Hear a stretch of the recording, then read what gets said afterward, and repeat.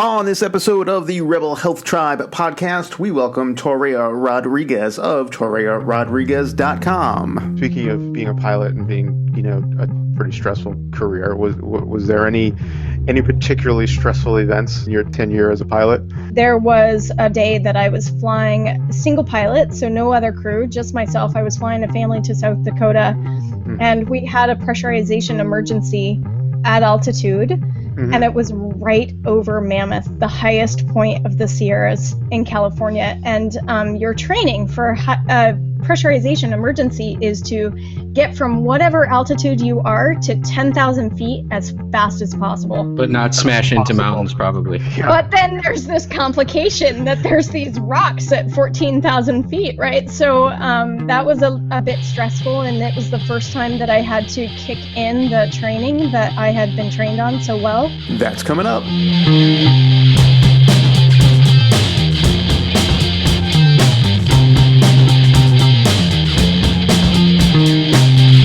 Hey everybody, welcome back to the Rebel Health Tribe podcast. I'm Joe Rignola with Michael Roseline. What's up, Michael? Yo, man. How you doing?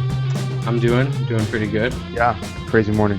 So today we are welcoming Toréa Rodriguez from ToréaRodriguez.com. Hey Toréa, how's it going? Hi, you guys. How's it going? Going good. I'm just really thrilled that I said your name right. Fantastic. Yeah, you got that gold star for pronouncing it. Good job. Thank you. I might just leave now while I'm ahead of the game. All right, we're done. Let's go. Okay, good night. As someone with a last name that people butcher, I know how it's like to have nobody say your name right and generally not care. Yeah, it's all good. Yeah, exactly. It's all good. Typically, I don't care either, but we'll fake it. So Toréa, for folks that may not be familiar with you, you want to give a little background about what you do and why you do it? Oh gosh, how much time do we have? We have about 10 seconds. Yeah, exactly. So go for it. Yeah, so I pretty much call myself a vitality transformation coach, but what that technically means is that I do functional medicine and lifestyle and diet and health coaching for people so that they can transform their chronic symptoms or chronic illness or autoimmunity back into vitality. And I got into this because I was diagnosed with an autoimmune disease in 2009. Prior to doing this, I was a professional pilot, and I was flying for private families and flying for a charter company and completely loving that job, but got to the point where I was getting super fatigued, and when I was diagnosed, started working with an endocrinologist. It was autoimmune Hashimoto's thyroiditis. And started working with an endocrinologist to get the thyroid fixed. And, he kept putting me on different thyroid medication, and we kept doing tests, and it wasn't really getting me within the normal range. And the FAA does monitor thyroid medication and monitors thyroid. So I was starting to need to do a process called special issuance medical, where I have extra hoops that I get to jump through to pass my aviation medical. And It became really clear that I was not going to pass my first class medical. And so I went to my endocrinologist and said, okay, look, I've got like 30 days and we need to turn this around, because otherwise I'm going to have to stop flying and I'm going to have to, stop my job. What, we got to get this going, you guys. Wow. And he kind of became really flabbergasted, and he threw up his hands and said, well, I really don't know what else to do except for to irradiate your thyroid and cut out the rest of the tissue. So wait, you said you had Hashimoto's? Hashimoto's. And so he was going to irradiate your thyroid tissue. Yes, and remove the rest of the thyroid. And I was just kind of like, whoa, we're putting the brakes on right now. Yeah. That was not a procedure that I wanted to entertain at the time, and so I made the decision to stop flying for a period of time and really investigate natural medicine to get better. And through that process, discovered functional medicine, started to really focus in on the autoimmunity, not just the thyroid function, and really started to uncover a whole world of fascination for me, because my undergrad is in biochemistry, so I started to really geek out on the biochemistry piece of it. Yeah. And really it took a couple years to get things back on track, but I was able to get things back on track But at the time, I just decided that I loved it too much and that I had to get the word out to people and that they didn't have to lose their thyroid to be able to transform autoimmunity back into vitality. So that's kind of what brought me here. Lots of peaks and valleys along the way, but that's how I got here. Yeah, I guess that makes it interesting. We've talked to a lot of people who have a lot of different transformations. Someone who was, it was McAvoy, who was like a securities exchange kind of manager, and who else? Jason Prahl was a mechanical engineer. So all these really interesting transformations. Being a pilot, particularly like a private pilot, seems one of the more fascinating ones. It's definitely a fun career, that's for sure. It was one of those that I wasn't ready to give up on, so there was definitely, I kind of had to cross some of the bridges of grief and giving up on that as a career. And I did get to the point where I could probably go back, but I think really it came down to understanding the relationship between stress and lifestyle and autoimmunity. That really opened up my eyes that for me is probably not the lifestyle that's going to be supportive of optimal health, and so I chose optimal health over that So you're career. saying being a pilot is stressful? I never heard that. Can't imagine. Can't imagine that level of responsibility and the crazy sleep schedule and everything else. Yeah, it's so when you can say be stressful. like charter planes, was it like private, a pilot for like private planes and? Yeah, so I did two things Over-rich simultaneously. One was a charter company, so that's a company that anybody can call up and say, hey, I want a private plane to take me from point A to point B. That's charter, so I flew for a charter company, and then also I was flying for some private families in the Bay Area that owned their own aircraft, and I was trained on that aircraft and would fly them around. Yeah. Cool. Awesome. Yeah, it was fun. So where did you grow up? I grew up in Colorado. And I came out to California for university, and I've been in California ever since. I'm in the Bay Area over in Santa Cruz. Okay. And so when you went to school there in the Bay Area, you said? And yeah, I went to university here in Santa Cruz. yeah, so you wanted to go to be a pilot? No. To begin with, or no? No, that was the biochemistry, right? I was on the biochemical. It was really more the evolutionary medicine kind of biochemistry and that side of things is what I was studying. That was your first kind of passion. That was my first passion. Okay.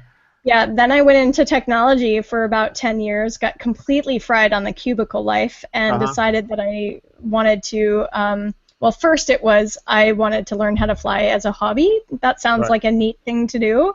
Okay. And completely fell head over heels for it and just decided that I wanted to become a pilot. So I did that for a while. So how long were you a pilot for? 10 years. So, wow. And then what a fascinating trajectory you had. When you were growing up in Colorado, like what was it like growing up there? Was there anything that kind of sparked your interest in science and biochemistry back then? Did you grow up definitely nature? Yeah, so I grew up on a ranch that was at the very end of like a 7-mile road, and we were surrounded by BLM land, and it was me and my mom and the animals and nature, and so I was always in nature. So I was always pretty fascinated with biology. And that's kind of where the fascination with biology came. And then when I got to university and discovered biochemistry and DNA, actually, and DNA synthesis and all of that stuff, that just completely fascinated me. So that's where I got that interest. And when you transitioned into like the more of the tech field, was that just because you thought that was because of where you were, sort of in that? That was kind of where I was at the time. Like that was. I had graduated with quite a bit of student loan debt and decided to just get a job. And so I got a job in IT support because I learned how to do computer stuff at school as part of my part-time job, right?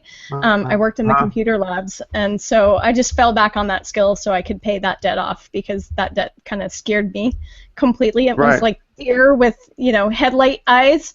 I was facing a lot of university debt. So I just went into tech for that reason and was there for about 10 years as well. Yeah. And it wasn't a good choice for me, but, whatever, we learned through our experience. Sure, and that's such. It seems like we go through school. You figured out what your passion was. It seems pretty early, and went to school to follow that, and then kind of forced to do something completely different to pay for Right. school. Right. What I don't think that's very uncommon in today's America. Oh, definitely not. No. Yeah. I know very few people who are doing the work Yeah. that they went to school for, and not only entirely because something else pays more, but because there's either no jobs or they chose a ridiculous major, or it's just And most of the teachers I went to school for teaching, and most of the teachers I went to school with are no longer teaching for a number of reasons too. So it's at least you ended up flying planes for a while. That's super fun. That was definitely a lot of fun. And I think I've just always had a huge thirst for knowledge, specifically systems knowledge. That's kind of the common theme, right? Biological systems, biochemical systems, aircraft systems, environmental and electrical systems, all that stuff. So I've always had a thirst for that kind of knowledge. So I keep doing it. Yeah. What was, speaking of being a pilot and being, a pretty stressful career, was there any particularly stressful events while you're in your tenure as a pilot?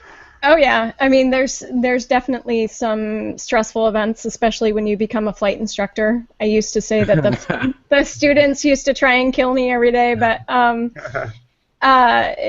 in all actuality, I did have a very stressful event which could have contributed to my getting autoimmune disease, because we know that stress and chronic stress is part of it, but also acute stress events could be a contributor. And there was a day that I was flying single pilot, so no other crew, just myself. I was flying a family to South Dakota, and we had a pressurization emergency at altitude. And it was right over Mammoth, the highest point of the Sierras in California. And your training for a pressurization emergency is to get from whatever altitude you are to 10,000 feet as fast as possible. But not smash into mountains, probably. Yeah. But then there's this complication that there's these rocks at 14,000 feet, right? So that was a bit stressful, and it was the first time that I had to kick in the training that I had been trained on so well. And I can tell you that day I experienced so much adrenaline, it was kind of shocking. How much adrenaline was coursing through my veins, and I was wired for probably 30 hours off of that shot of adrenaline, and then just completely crashed after that. I mean, fell asleep. How far into your career did that happen? That was in 2008, so that was 2 years, so 8 years in. 2 years before I left. What's the cruising altitude on a private? I was just going to say, what altitude were you at when that happened? We were climbing to... I think we were climbing to 31,000 feet, but the incident occurred at 23,000. So you had to drop 13,000 feet as fast as you could. Yeah, but there was mountains. We couldn't. Did they have oxygen on the plane for everybody? Yeah. So it was, the procedure is don the mask, pull the power back, descend. That's the procedure, it get cold? basically. No, it wasn't. It wasn't like explosive decompression. Okay. But definitely the pressurization was rising, the cabin altitude was rising way faster than it should have been, and so it wasn't super cold, other than it was winter, and we were going through icing conditions at the same time, right? So Hypoxic is no joke. It is no joke. For anyone who doesn't know, I used to skydive a lot, which I'm surprised. That didn't get brought up in our first episode at all, Joe. But yeah, that's weird. We did jump run was always around 14.5, but sometimes if we could push the envelope, we'd go a little over 15. But the instant the needle touched 15, the FAA would be on the radio to the pilot yelling at him. So we were like right at 15, and we shared an airport with a glider place. And glider students don't know how to control gliders, so occasionally we would look out the door to see we had clear airspace, and there would be gliders gliding around beneath us, between us and the ground, which is bad for falling out of the sky. Yeah, you probably. So we had to do a full loop around at like 15. We were like 15.3, and by the time we got back, the whole plane was kind of wasted, and everyone was laughing and goofing around. And I'm looking around like everyone seems like they're on nitrous. Is this is this safe? And I looked at someone. I'm like, are we gonna die when we do this? And they're like, no. After like 10 seconds, once you've got down to where the air is, your brain will come back to normal. And I'm like, okay. Wow. So there was the lack of oxygen which caused everyone to go loopy? Is that At basically over 15,000 feet for like 10 to 15 minutes, yeah, you start to get a little, because those planes aren't pressurized. Right. Yeah. So you get a little silly. And I was the only one there questioning, like, is this a good idea? Because I was new, and they all just kind of laughed at me and brushed me off. And then, yeah, they were right. Once we got outside, after a few seconds, everybody was fine. But it was crazy. It literally felt like, I don't know, I'd had like 4 glasses of wine, which is not safe for if you're flying the plane or dealing with an emergency totally. situation. And everybody's Like kind of for- wasted and laughing at a really serious situation. And everybody gets different symptoms for hypoxia. Okay. So some people get loopy and happy, like they've had, too much tequila. And some people get really like hyper focused on a single task, like they can no longer multitask. All sorts of different symptoms, which is why the first thing in your emergency procedure is to don the oxygen mask. Very first thing. You do that first before you take care of anything else, and then you start descending. But in my situation, I could only go to 16,000 feet to make sure that I had mountain clearance. So I went straight from 23,000 to 16,000 feet, and then we started troubleshooting and trying to sort out what the issue was. Wow. Yeah. Okay, so you're over Mammoth Mountain. Yes. You were able to get down to 16,000 feet. Yeah. You start troubleshooting. I assume, obviously, you're here, so you figured it out. Yes, we figured it out. Did your passengers freak out?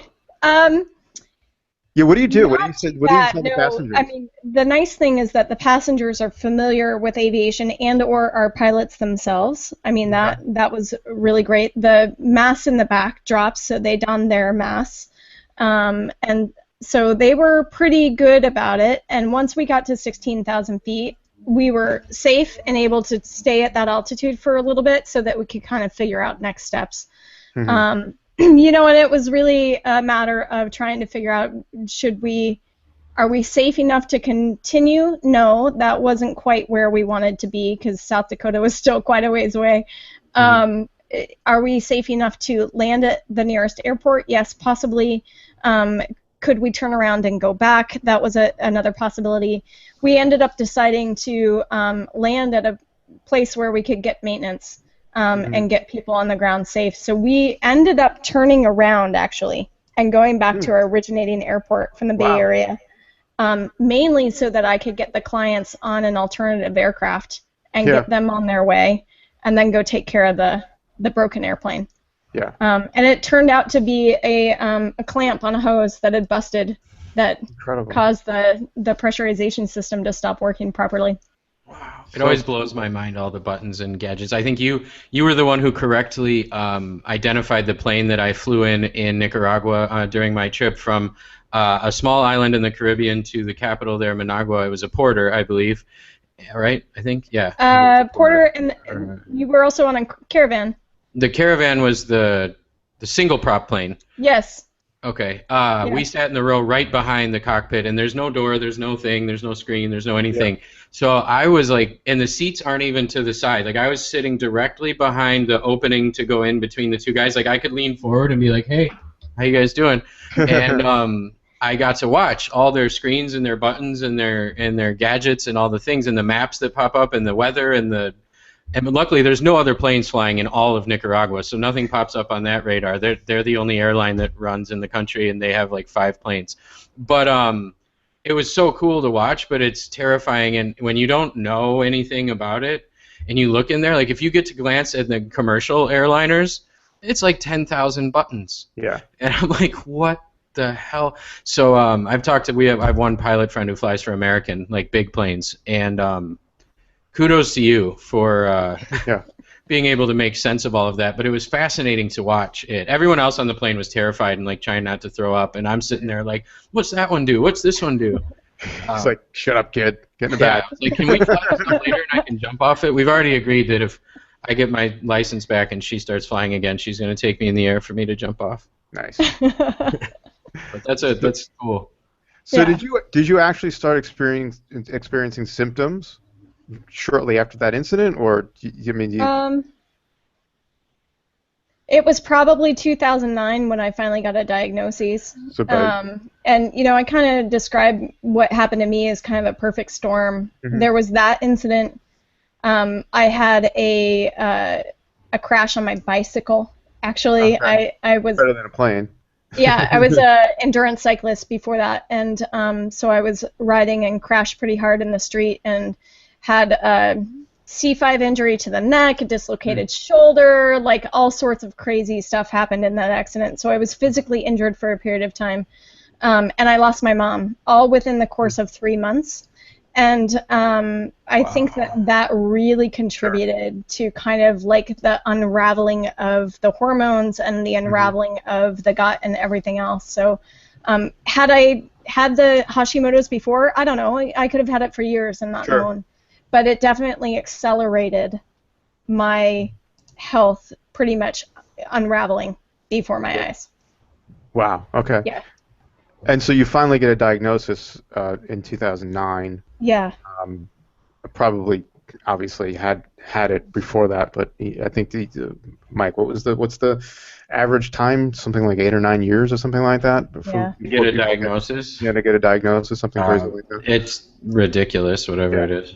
Yeah, but Yeah. when you realized that you weren't going to be able to be a pilot anymore, you said you had to go through. You went through a legitimate grieving process to do that.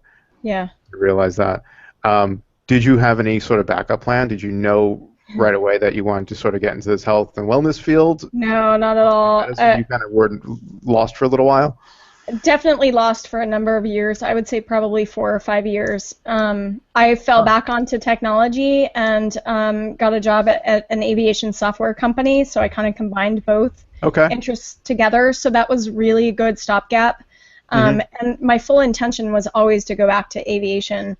There were a couple things that were really fascinating about that period of time. There was a little bit of grief happening, and it was very hard for me to pick it apart because I had lost my mom, and this was happening, and I'm diagnosed with this lifetime disease, and it was really hard to kind of pick it apart. And does it mean that I'm giving up on aviation permanently? I don't know.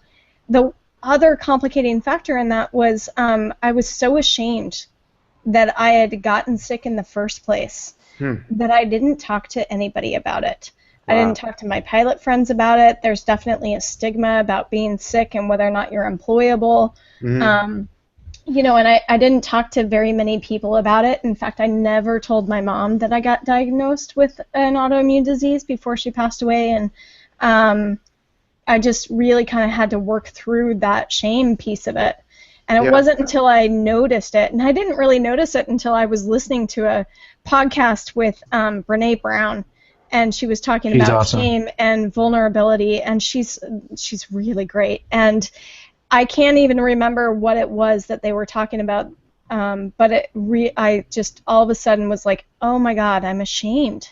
Like, that's what this is. And so once I was able to acknowledge that and work through it, it was pretty amazing. It was the first time I ever got convinced that emotions had anything to do with healing, because the moment I was able to acknowledge the shame, I started to heal much faster.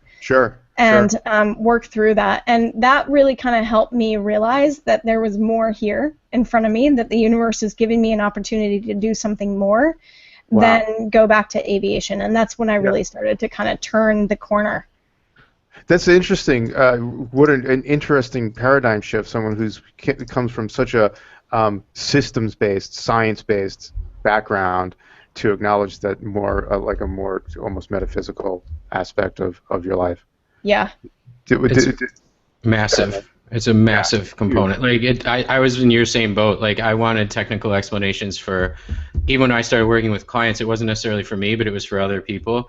And I would go to these courses or workshops or talk to mentors of mine, and they would talk to me about emotional aspects impacting physical health, and they haven't processed this trauma or these emotions, or this thing can impact this, or anger and frustration and things are stored in the liver and affect detoxification and all this stuff. And I would hear Charlie Brown teacher. I would be like, wah, wah, wah, wah, wah. There's no way this is totally woo-woo bullshit. And then I flipped, and I started to see it and acknowledge it, and it changed me radically in my life and how I feel and how my body works. And then I started seeing shifts in people where they don't even change a lot other than how they look at what's going on, and their health starts to improve, Mhm. which then allows them to make the other changes. Exactly. Right. Yeah, it becomes an enabler, and you give yourself the space after letting go of these emotions. You give yourself the space to be able to take on the new healing capacity, really. Yeah. Because if And you're just right here, there's no room for yeah, that, right? Mhm. yeah, yeah, really, really true. And I got really kind of fascinated with that because it seemed very woo-woo to me that Yeah. like, oh, you know, I acknowledged the shame and all of a sudden things got better. And, you know, I started to think, oh, well, no, it's because I was coupling lifestyle on top of functional medicine, on top of the right diet and blah, blah, blah. And really I started becoming curious about it and decided to get some coaching training around that area. Like, how do you coach people through the emotional side of it? Right. And so during that training last year, it was really fascinating that one of the beliefs that I've always grown up with is that in order to be successful, you have to work really hard and suffer. Yeah. Right?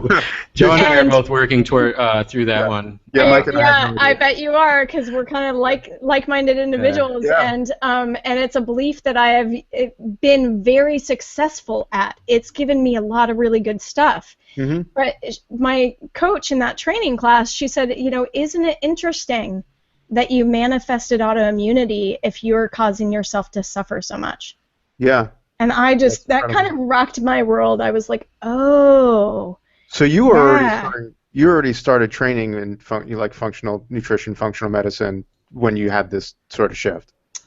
You had started- I had casually been training. I'm a former patient of Chris Kresser's.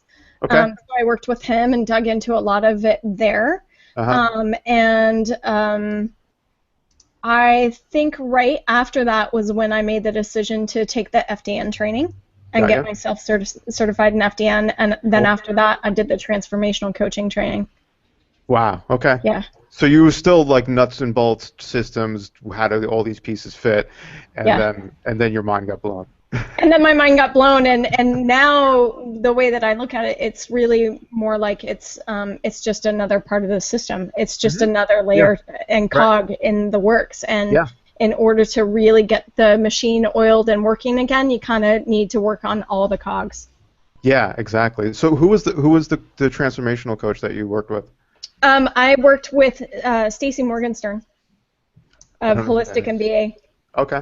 And I Did you think go they through the changed it. transformational, like Nancy Tunley? Did you go through the same. same program? Yeah, We yeah. were in the same class. Actually, Nancy and I were in the same class, and Oh, cool. the Transformational Coaching Method Foundations course and the Mastery course. And Stacy Morgenstern and her partner Carrie Peters, I think they just went through a branding change, and so now they're called the Health Coach Institute.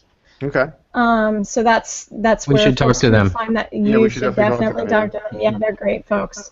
You like that program? Love that program. You know, I got into that program because as part of the package of that program, there was some online marketing training, and I thought, oh my gosh, I'm starting a new business by myself. I need online cool. marketing training, so let me sign up for that. And they had some kind of trifecta deal, and I was like, oh yeah, I'll get to the emotional stuff later. It became the most fascinating part of the course. Yeah. The most fascinating. I loved it. Absolutely loved it. So there was something telling you that that's really what you needed. Yeah, exactly. Very, very cool. And so now you take on clients yourself? Yeah, so I've been I guess the business has been up in operation for a year. Okay. And I've been working with clients one-on-one exclusively over the past year. I presently have 18 clients that I'm working with right now, and then I'm also launching a group program pretty soon. So Awesome. I'm working on that too. So when when this you work airs, the group program will be rolling. we'll talk about that. Yeah, so when this airs, there will be a group program available for people to sign up to, and yeah. When you work on someone one-on-one, do you have sort of a system that you go through? Do you work mentally, emotionally first? Do you work on doing some FDN labs first, or is it different based on the person? It's kind of all of the above, To answer your question, really, I kind of I customize the program somewhat to the individual. So sometimes they're not quite ready to deal with the emotional stuff, and we don't go there right away. We start focusing on the functional work. But every client that I work with gets functional medicine labs as part of that package. So we run 4 basic labs up front. Okay.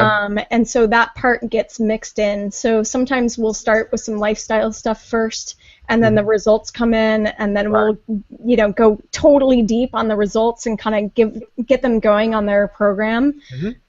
But then the follow-on sessions are super important because that's where the accountability piece is, right? That's where I'm their coach, I'm their cheerleader, but then I'm also gonna, kick them in the pants when they need to be kicked in the pants, and and be there for them as a coach. But part of those discussions really start looking at where are their limitations that are holding them back. And oftentimes it's the beliefs we carry around since we were a kid, or it's some emotion that they're stuck in, like being stuck in shame because they got sick to begin with, all of those things. So we just start to incorporate that work throughout those sessions in the program. How important do you think it is that you went through the transformation that you went through to be more empathetic to people and understanding the process? Every day now, I think that getting autoimmune disease was a complete gift. Wow. It was a complete gift because I wouldn't have been here. I wouldn't have had my eyes open to the suffering that somebody can experience. Like I could not get out of bed for a period of time. I know what that is like. I know what it's like to have migraines every day of the week. Those kinds of things. And if I hadn't gone through that and hadn't gone through my own transformation, I wouldn't really be able to relate to people on the level that I can. Yeah. And so it's been a gift. It really has. Incredible. What a powerful statement. Talk about your the group coaching, the group program that you're putting together. Yeah, so the group program, I'm excited about it because it's really going to focus in on some of the lifestyle elements, because there is so much that is so important to healing that is beyond the labs and beyond the supplements. I have literally gotten some labs from Genova that come back that say, evaluate stress situation on patient. Wow.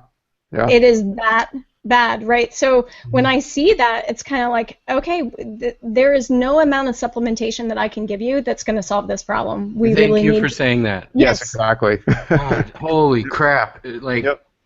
I see so many people get shopping bags full of supplements from practitioners that they're seeing that are just kind of randomly tossed at them, and there are a lot of times these lifestyle elements that these are the keys, really. But it's the hardest part, right? Yeah, because you actually have to do things. You have to integrate new habits. You have to change things. You have to give up stuff that isn't serving you. All of that stuff. So I've created a 6-week program, and I'm calling it a Vitality Boost. So it's a fairly intensive program where we're going to go over 6 different modules of areas of those lifestyle changes to really talk about what can I do that's outside of the functional medicine piece. We can certainly add that on, sure. I mean, that's pretty easy in some sense. Is you pay for the labs and you pay for the supplements and you can add that in, but really it's the lifestyle element. So that's what I've designed the program to do, and it's in a group setting on purpose, because I don't want anybody to have to go through this alone like I did. I didn't know anybody else with autoimmunity. And so, being able to find like-minded people, that's why I'm doing it in a group format. So they'll be able to build their own community. And so I'm doing it a little bit differently. It's not going to be structured on Facebook groups. I'm going to be using Slack groups instead. Oh, cool. So it's going to be structured a little bit different, and you'll get some actions that you can take away each week, and some fun bonuses that will be mailed to you and things like that. So I'm really looking forward to doing the programs. That's a brilliant idea. I really love that, and I love that cool. It's not on Facebook actually, and there's less distractions that way. And well, that's one of the modules where we talk about distractions, right? And social media and how that kind of sucks away a lot of your willpower. So we're taking it off of social media and putting it in a private invite-only group on Slack. Great idea. We do Slack. Yeah, we use Slack for our business. Yeah. That's receiving silent Slack notifications while we chat now. It's a great little app. Yeah, Slack is fantastic. That's awesome on the group thing, and by the time this airs also, and hopefully much sooner than that, you'll be featured on our site under our coaches and practitioners section, so people can find you there also if they want to work with you directly. Yeah, absolutely. Yeah. Good stuff. Actually, you have a post on our site now, don't you? I do, yeah. I wrote my first one just a few weeks ago. Yeah, the stress one, about exactly. stress, right? Very good. And yeah, I've got a couple more fun ones planned for the Rebel Health Tribe. I'm super excited to belong to the Rebel Health Tribe, and go Rebels. Cool. We are super excited to have you a part of the tribe. Yeah, man. It's so much fun. The awesome people we're finding and bringing together, and you know, if you see anybody else on there that you're like, hey, I'd like to work with this person, just give them a shout. We're seeing our people collaborating all over the place now, and that's what we're trying to do. Yeah, collaboration's awesome. Great, Toréa. Awesome. What a great conversation. What a great arc your life has had. I told you she was super cool. I'm totally curious about what's going to happen next, because apparently I'm on a 10-year career change life cycle, so we'll see what happens. But I pretty much love what I'm doing now, so I don't know if I'm going to get rid of it. This one seems like it might stick. I think so. Yeah. Cool. I'm still taking you up on that airplane ride someday, though. Someday we'll get up there. Awesome. Count me out. You can watch us from the ground. Yeah, that's fine. My days of jumping off of things and out of things are over. I like my planes very large and stable. With autopilot, yeah, totally. Exactly. Yep. Thanks, Toréa. Thanks, you guys. Thank you so much. Thank you.